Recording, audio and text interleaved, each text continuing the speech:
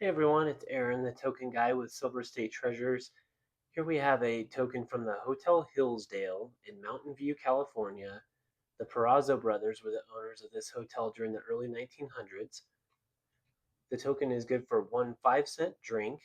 And during the early 1900s, businesses would utilize tokens like these to not only advertise the business, but also to help alleviate coin shortages that occurred in like rural parts of the country, especially in the West where towns were popping up and large sums of people would move into those areas and they only had so many coins that they brought with them.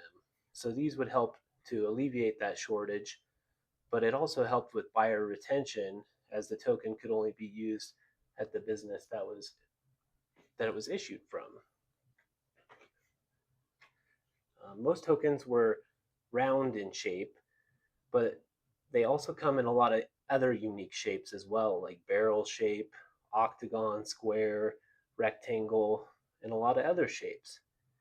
Here's one from the Gimme Inn, I think that's how you say it, and it's from North College Hill, Ohio, and they abbreviated the town at the bottom of the token. It's good for 10 cents in trade, and this one has the right Cincinnati, Ohio maker's mark at the bottom.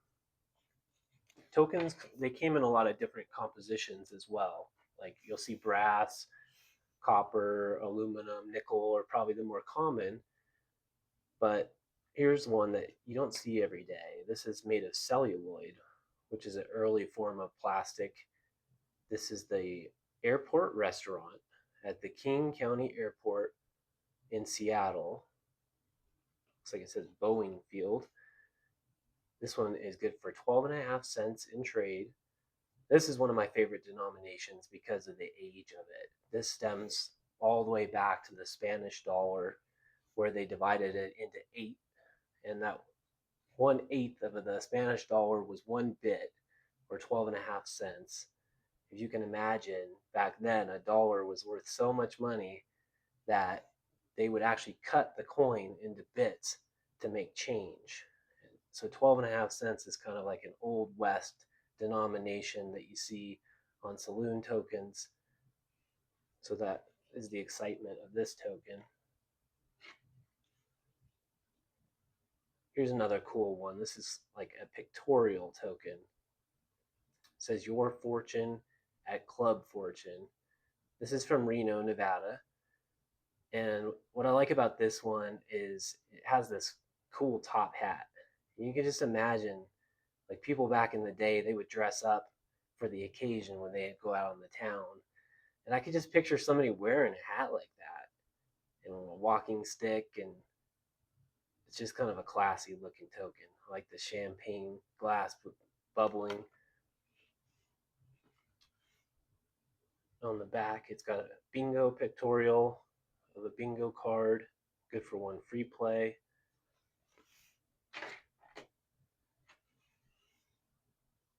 Here's another octagon shaped token. This is from George Kluver and Son.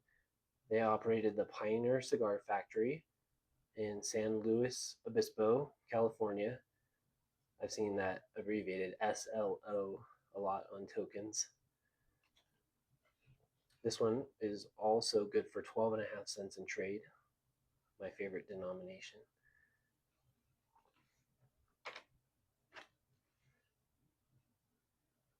Here's another octagonal piece.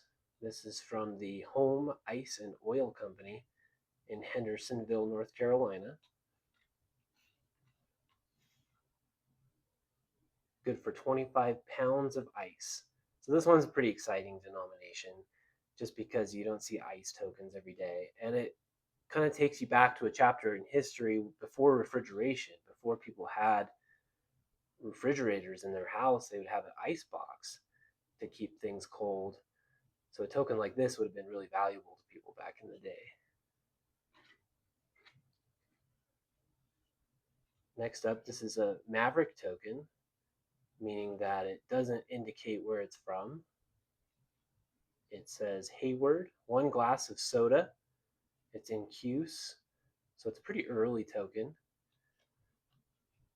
Has nice brass, shiny brass patina.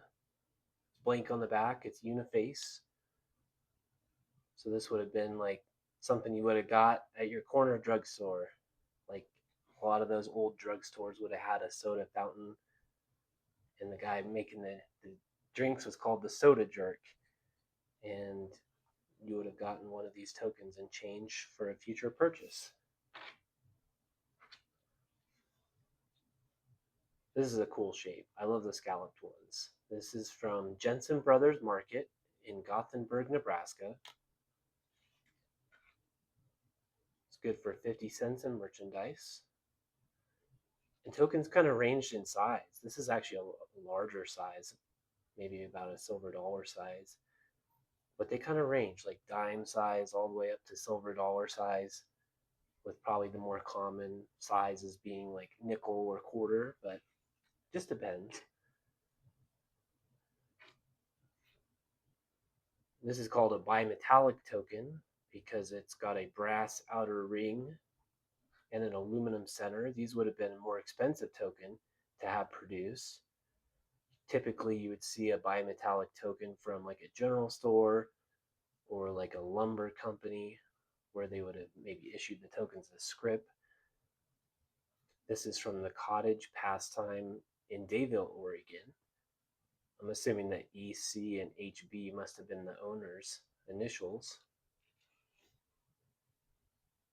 This one's good for 50 cents in merchandise, and this one carries the 1899 patent date on the back.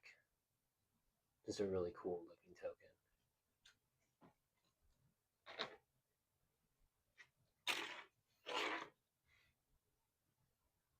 Here's another Maverick token. This is John Stegmeyer.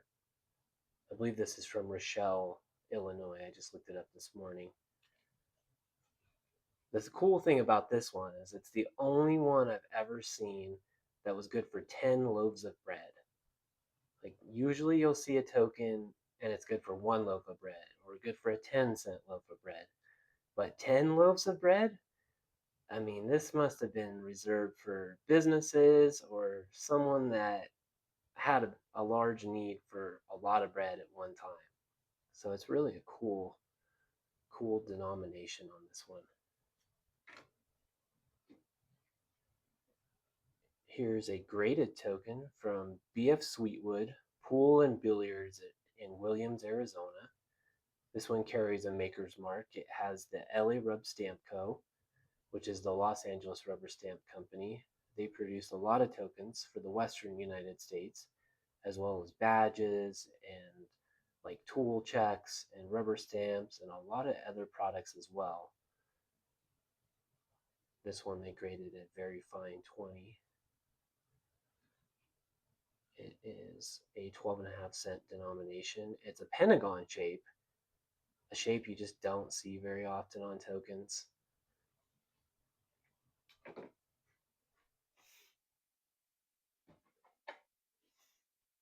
Here's another Maverick token. I didn't put this one in a special case. It's from the home bakery. Otto A. Kelm was the proprietor. Good for one loaf of bread. And it's a Maverick copper token. But one thing I like about tokens is each one is kind of like its own little chapter in history, and you can kind of go down the rabbit hole of researching them and figuring out like who Otto A. Kelm was and kind of understand like reading in the newspapers and kind of figuring out like who this person was and learn about their life and learn about how successful their business was, to see maybe they advertised for a long period of time or maybe it was only advertised for a short period of time, and it kind of indicates like longevity of their business, how successful it was. But you got to imagine that like maybe this was this guy's dream. Maybe he put everything into owning this bakery. Like this was like his life's work, what he loved to do, and like I'm holding this tangible relic from his business. Like maybe that building doesn't even exist anymore. It's just a parking lot now. You just never know. It's kind of a mystery. But going along with the historical side of tokens, another aspect of it that I like is being able to look at old pictures, especially postcards, and looking at these old towns. Here's the Labor Day parade in Tonopah, Nevada in 1915. You've got a band playing in the center of the street. The street looks dirt. You got these early automobiles. You have all these people just kind of milling around. But we've got these businesses, and you can see the signs: the Model Cigar Store, the Tonopah Club, and the 5-story Mizpah Hotel. And what's cool about those three businesses is they issued trade tokens, and I have some of those in my collection. So it's just cool to be able to like have the token in your collection, be able to look at the token and look at this picture and kind of go back to that era in time and just see what life was like back then. And you see these people milling around. Like some of those people just got out of that Model Cigar Store, out of the Tonopah Club, and maybe they have some of those tokens in their pockets. And here's one of those tokens. This is from the Model Cigar Store that we just looked at. It's a white metal token or nickel. And this one is good for 6.25 cents in trade. So as bizarre as the 12.5 cent token sounded, this is half of 12.5 cents. So this is a half bit. And it just, like, this would have gotten you a cheaper cigar. 12.5 cents would have gotten you like more of a top of the line cigar or a shot of whiskey at the saloon back in the Old West. But another thing about tokens is it just kind of shows you inflation over a period of time. Like back 110 years ago, you could buy something for 6.25 cents, and the dollar, it went a lot further. People didn't make as much, but their dollars were worth a lot more than a dollar is today. So it's just interesting to see some of the bizarre denominations and just the buying power that small change had 100 plus years ago. Going along with the Tonopah theme again, here's a token from the Mizpah Hotel and Casino. And this is kind of like a dual purpose token. It's a lucky buck, so it's kind of like a good luck type token. And it says good for one bet. If you win, we will pay you $1, one per adult. So this is like a more modern token. This maybe is from like the 1930s or 1940s era, kind of like when gambling was legalized again in 1931. A lot of businesses transitioned into adding gambling to their business to kind of cash in on that avenue. And the Mizpah Hotel was no different. I was just reading about the Mizpah Hotel the other day, and there's a website all about how people think it's haunted. And there's the lady in red that's supposed to be there, and you can stay in that room. And I don't know, it's just kind of bizarre, but it's just interesting. I have a love for history, a passion for collecting these tokens, and I hope this video gave you guys some thoughts and maybe inspired some of you to look into the history in your local area and maybe discover some of the tokens from your region. Thank you so much for watching. Like and subscribe, and we'll see you next time.